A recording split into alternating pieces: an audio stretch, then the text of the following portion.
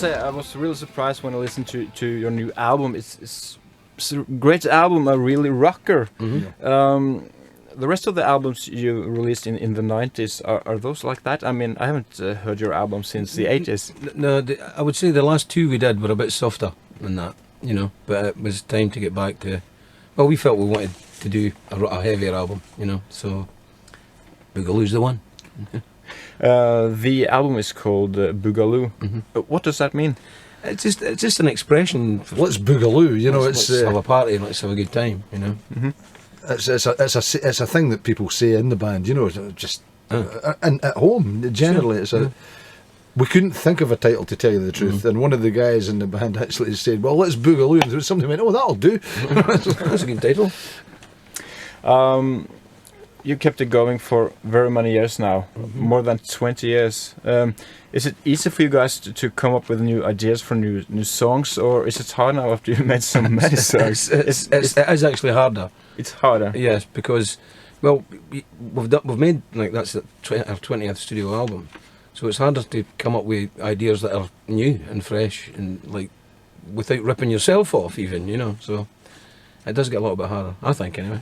Yeah, but when we made up our mind what direction that album was going to go in, you know, that once you've made up your mind how it's going to be, then you know what you're aiming for, you know.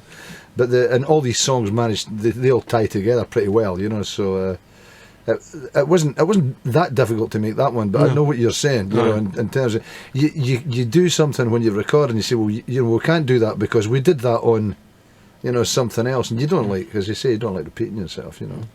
You say you wanted to make a harder album this time. Did you make any songs that were too soft to be a part of the album? Oh, we have got. I mean, we've always got loads of songs kicking about. You know, that one person or the band will write, but they just don't fit the band. Well, there was actually 12 songs on that album when it was originally going to come out, and there's one of them, and none of us thought that it really. Well, just wasn't as good as the other ones, you know. So we ditched it. You say that it's harder to come up with new ideas now. Is that the reason why you don't release albums now as often as you did in the 70s? The thing is, nobody does now. You know, the record companies don't really want you to be making as many albums as you did because, well, the record industry isn't nearly as profitable as it was, you know. So they don't want an album from you every year. You know, they want an album every couple of years or every 2.5 years, you know. So if they wanted you to make an album every year, that would be a huge problem for you guys. I wouldn't really, but the thing is, we tour so much, you know, that we wouldn't have time. It's getting the time to do it, you know, getting the time to write the material and getting the time to work it up to get it, and the studio time. With the commitments that we have for touring, it would be very difficult to do one every year. Yeah. It would be. Right. I don't think I could take the strain. Oh, no. You guys, I think you're best known for Love Hurts. Everybody knows Love Hurts. Yeah. How do you feel about being recognized with that song all the time? I mean, well, it's a case of, you know, how does Deep Purple feel about Smoke on the Water? You know, I mean, it doesn't really worry me at all. I mean, because if people are fans of the band, they know we've made more than one song, you know what I mean? So it doesn't really worry me. I think overall, you know, the sort of general public know you for Love Hurts, and a lot of these people wouldn't even know another Nazareth song if they heard it, you know.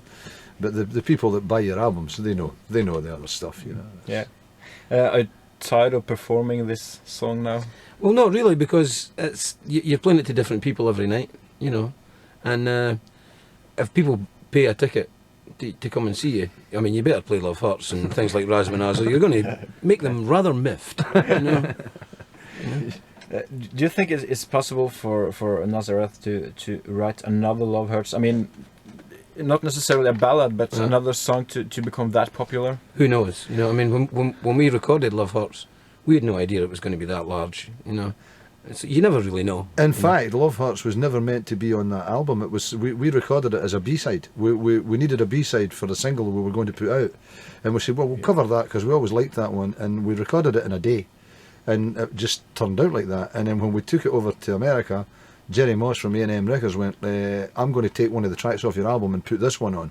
which thank God he did. God bless Jerry Morris. So, but it was never even slotted for that album. You know, it was just by accident. In fact, it's not on it in Europe. It's Really? not on Hair of the Dog in Europe. It's only in the States. It's Love Hurts is on Hair of the Dog. And then it was released as a single in Europe, and they put it on the greatest hits. I think. That's right. That was on the greatest hits. Yeah.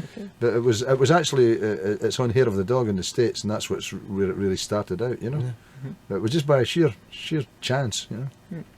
As I mentioned, you've been going for more than 20 years. Did you ever break up, or No. have No, we just kept going. We've had personnel changes.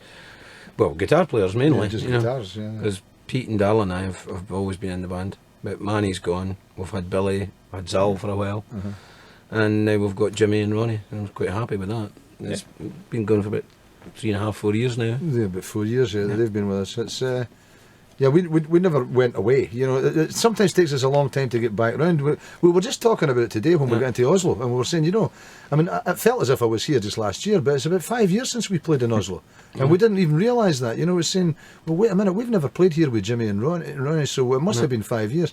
But when we got into the centre of the town there, you know, you go like, well, I know my way around this town, you know, in the middle, you know, which is unusual for us. You know, we can get lost in Edinburgh. Oh, really? With no difficulty at all.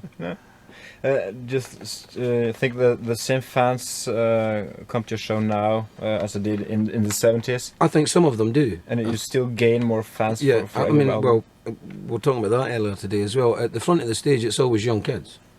So, you know, and the guys that used to be the young kids in the 70s are obviously standing up the back now, you know, with a beer, you know, or whatever. But, yeah, we get quite a mixed audience, but we still attract young people, which is great for us, you know.